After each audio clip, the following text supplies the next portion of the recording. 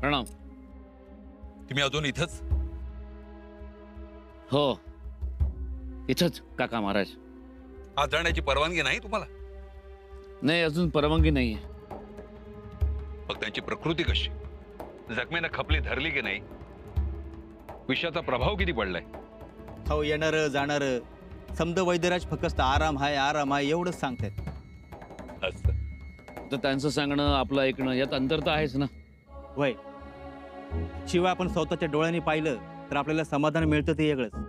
पण आम्ही म्हणतो, का संवाद थांबवलाय? का असं भेटणं टाळतायत? असं हे तोंड लपवणं चांगलं आहे का? आमासनी नाही वाटत राजा तोंड लपवतात म्हणून. काय म्हणायचं याला? पराभव काय होत नाहीत का? म्हणून असं नाराज व्हायचं नसतं. हमारी सोच में मतलब हमारा ऐसा विचार है, राजन नाराज नाही आहेत आणि त्यांनी संवाद सुद्धा थांबवला नाहीये. त्यांचा संवाद चालाय स्वतःशी. स्वतःशी? वय आमासनी बी तसंच वाटतंय. राम राम. राम राम.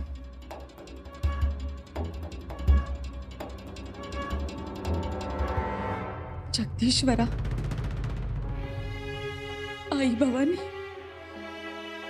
लवकरात लवकर चांगली खबर येऊ द्या. शंभूराजेंना सुखरूप ठेवा. परमेश्वरा, यश द्या त्यांना. आम्ही हात जोडतो. आमची आतापर्यंतची सगळी पुण्याई खर्ची घालतो. पण मातोश्री,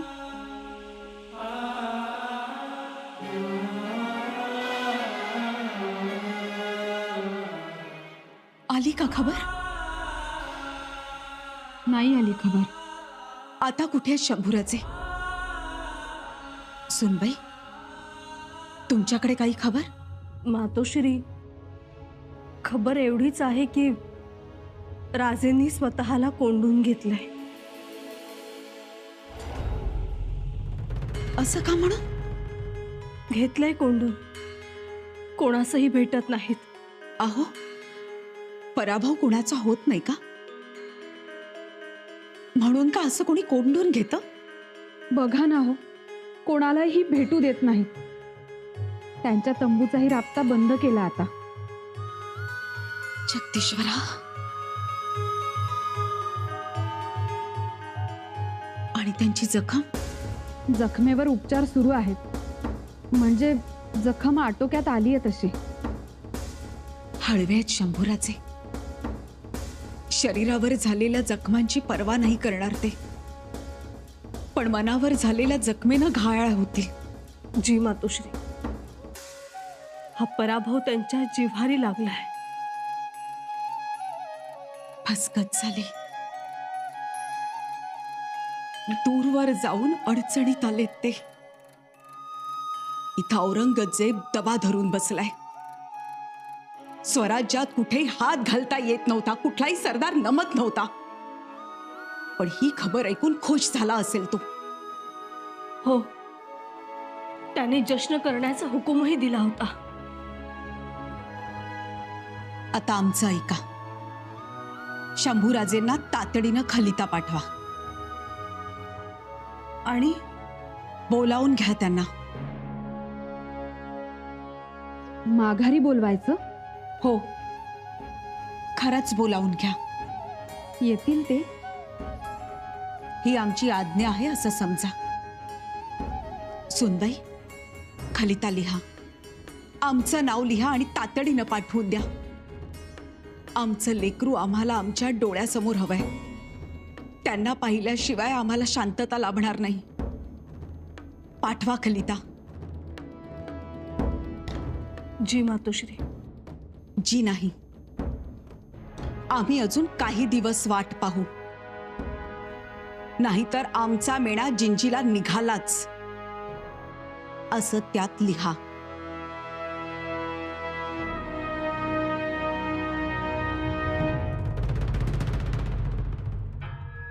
कविराज, काका महाराज, आता मध्याह्न झाले.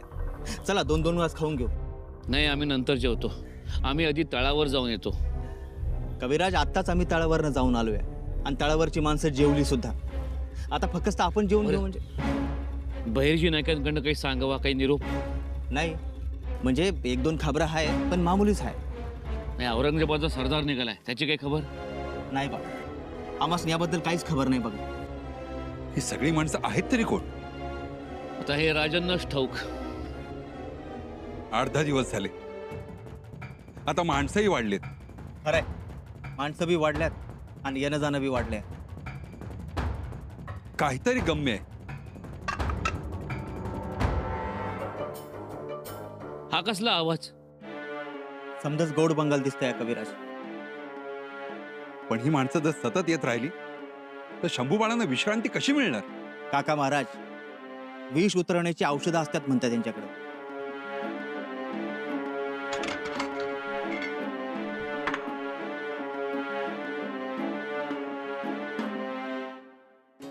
काय चाललंय आता एवढं महत्वाचं? इल्ला हुशार आहेत ही माणसं. येतात, बिनदिक्कतपणे आत जातात. नक्की काय गोड बंगाल चाललंय आत? राजन सांगतील आपल्याला. मग हे साहित्य कशासाठी घेऊन गेलेत? काका महाराज, तुम्ही जरा धीर धरा. राजन जे काही करणार ते चांगलंच करणार, विश्वास ठेवा तुम्ही.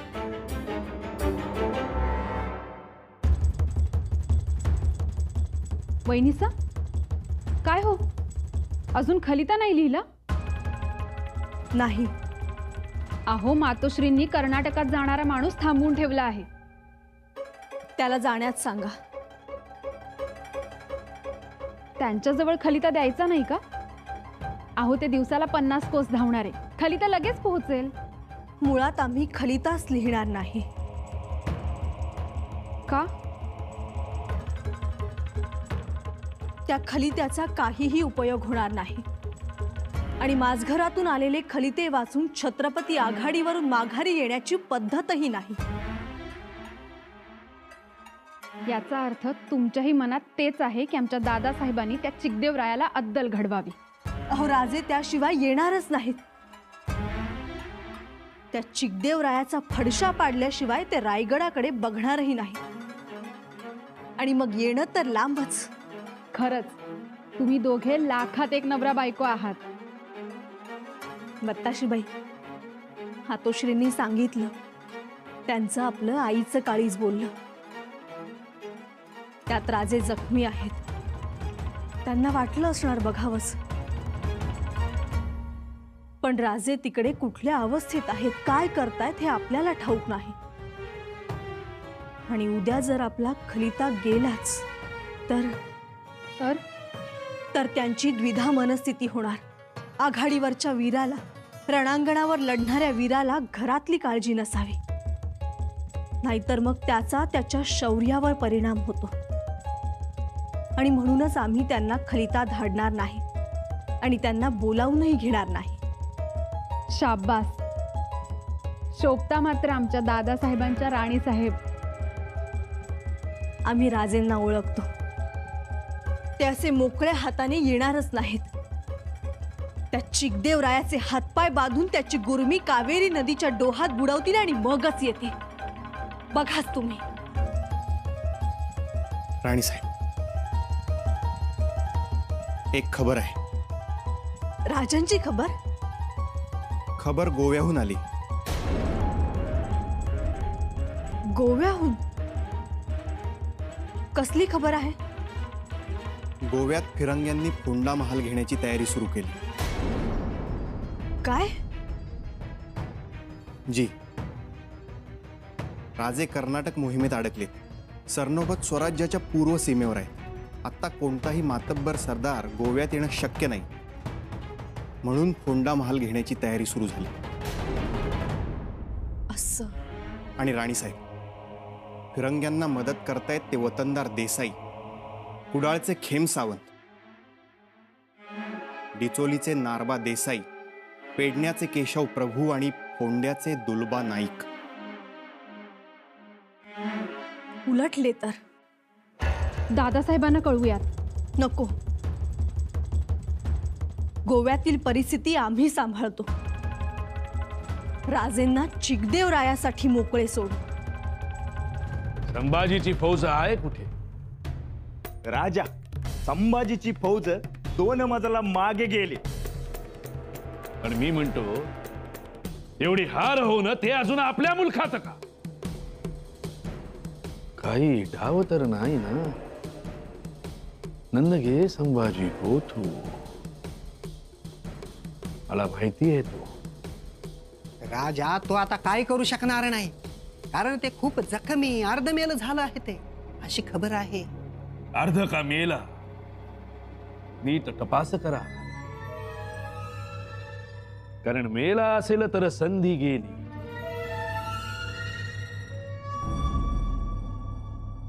पण अर्ध मेला असेल तर त्याला पकडून औरंगजेबाचा हवाली करायचं. ते राजा ते पळूनच जायचं, पण लंगड पळून जाणार कसं म्हणतो मी? लवकरच आपला मुलूक सोडून जातील ते. बघा बघा, नजर ठेवा. परत गेले तर ठीक, नाहीतर आक्रमण होणार. पण त्यांची जखम बरी झाली पाहिजे. विसाची जखम बरी व्हायला वेळ लागणार. माफी राजा, पण काल परवा 2 मराठी व्यापारी बाणानं झालेल्या जखमेवरचं औषध शोधत होते. वाटेल ती रक्कम घ्या, पण औषध द्या असं म्हणत पेटेत फिरत होते. कोण होते ते? संभाजीची लोक होते. संभाजीची लोक होते ते. म्हणजे संभाजी खरंच जखमी असणार. त्याला औषध मिळाले? जी राजा, मोहरांची थैली देऊन व्यापाऱ्यांनी औषध घेतलं. मग त्यांचा माग काढला? जी राजा, ते संभाजीच्या छावणीकडे गेले. म्हणजे संभाजीची लोक येतात, औषध घेऊन जातात. संभाजीची जखम बळावली, घायाळ आहे तो.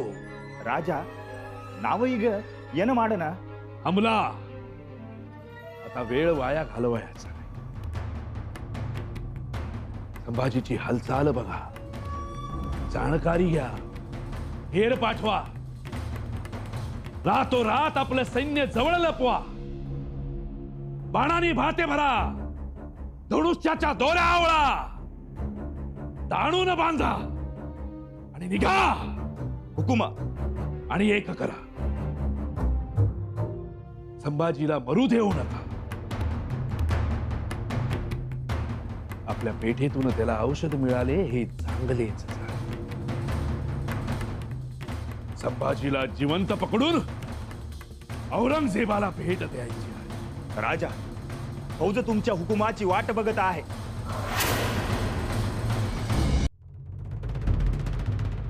चिकदेवराय आराम फरमावतोय. चला, हे एक बरं झालं. तसा तो स्वतःची ताकद ओळखू नये. म्हणजे म्हैसूर सोडून तो फार लांब येणार नाही. पण मग तो बाणावरला कसं काय आला? आला, पण पटकन माघारी गेला.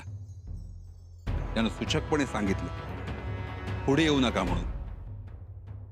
काका महाराज, आता या घडीला चिकदेवरायाबद्दल काही अंदाज बांधणं बरोबर नाही. बैरजी काकांनी खबर दिली आहे, औरंगजेबाचा सरदार आपल्या फौजेनिशी निघालाय म्हणून. याचा अर्थ त्याच्या बाणानं आता पंख फुटेल, तीक्ष्ण चोच फुटेल. तुम्हाला राजांनी बोलवलं आहे. बोलवलं? आई जगदंबेने घारण ऐकलं. चला कविराज. अय्यराजे, देवळाचं दार उघडलंय, चलावं. चला.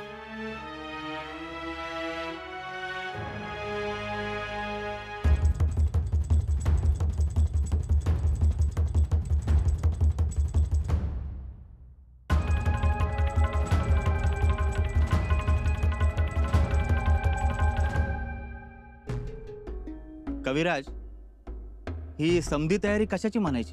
काही सांगता येत नाही. म्हणजे राजे आपल्याला भेटले नाहीत त्या काळातच राजन चिंतन मनन करून या सर्व वस्तू बनवत होते. आणि हे काय म्हणायचं?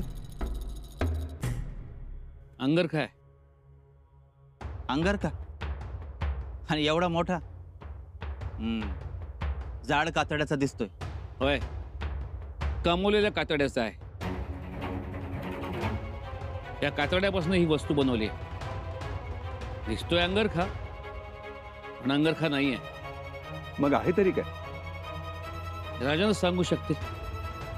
राजनने ही वस्तू का आणि कशा करता बनवली आहे ते. हे बाण दिसत आहेत आणि हा पोकळ बांबूचा मोगा, हे कशासाठी बनवलंय नेमकं? आणि यो धनुष्यबाण बघा, नेहमीपेक्षा जरा मोठाच आहे नाही? म्हणजे अधूनमधून इथे कारागीर, आदिवासी भिल्ल येताना जाताना दिसत होते, ते का? याचा खुलासा आता होतोय. याचा अर्थ राजन आराम करत नव्हतेच तर. अहो, आराम करत नव्हतेच. अहो, एवढी मोठी जखम झालेली असताना सुद्धा हे उद्योग त्यांनी केलाच बघा. काय करायचं का ह्या शंभू बाळांचं? नेमकं काय मनात आहे तेच कळत नाही. सांगतो.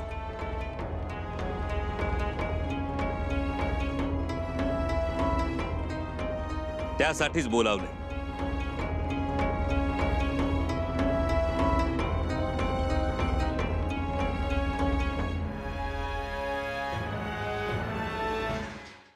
राजन, हे सगळं काय आहे? नाही, खरंच आम्हाला काही कळत नाहीये. आम्ही आमच्या परीनं अर्थ लावायचा प्रयत्न करतोय, पण शंभूबा, तुम्ही जखमी जखमी म्हणजे विषारी बाणाने जखमी.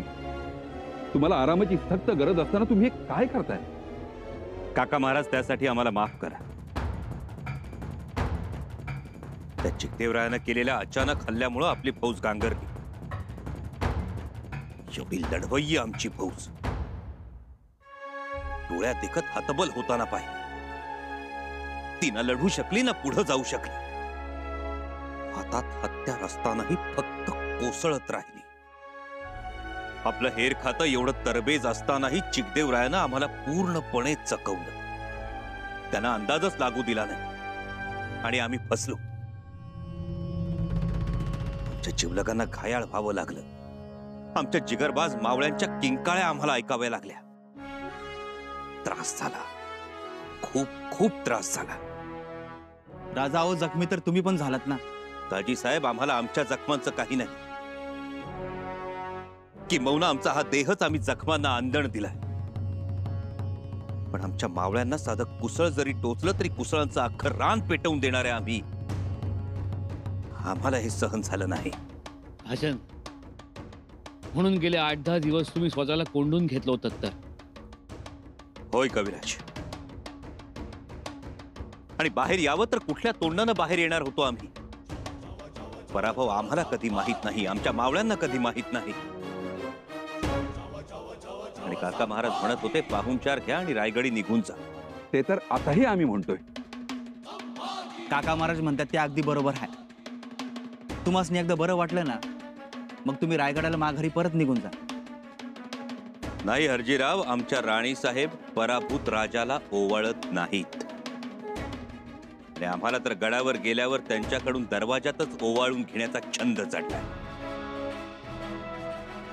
तर हे असे पराभूत होऊन आम्ही रायगडी गेलो असतो तर जीवाची बाजी लावून लढणाऱ्या रामशेठच्या किल्लेदाराला काय स्फूर्ती मिळाली असती. आणि मुळात पराभूताला वाचा उरते का? पराभूताकडे ऊर्जा उरते का? त्याला ताठ मानेनं जगता येतं का? नाही दाजी साहेब. पराभूताला ना किंमत राहत ना त्याची सावली त्याची साथ देत. आणि म्हणून विजय महत्वाचा. राजन, आपण काय ठरवलंय? पुन्हा लढायचं? लढायचंच. आणि कविराज, ज्यावेळी लढायचं ते जिंकण्यासाठीच. जिंकण्यासाठी आणि केवळ या जिंकण्यासाठी आम्ही 8-10 दिवस स्वतःला एकांतात कोंडून घेतलं. स्वतःचीच नाडी परीक्षा केली आणि दोष शोधून काढला. राज, या त्या दोषावरच्या मात्रा आहेत. राजन, होय कविराज. आपल्यावर अणुकुचीदार बाणांचा वर्षाव होत राहिला आणि आपण फक्त ते बाण अंगावर झेलत राहिलो. त्या बाणांनी घायाळ होत राहिलो. आपल्या हातात तलवारी होत्या, पण शत्रू मात्र 500 पावलांवर होता. त्यामुळे आपले मावळे काहीच करू शकले नाहीत.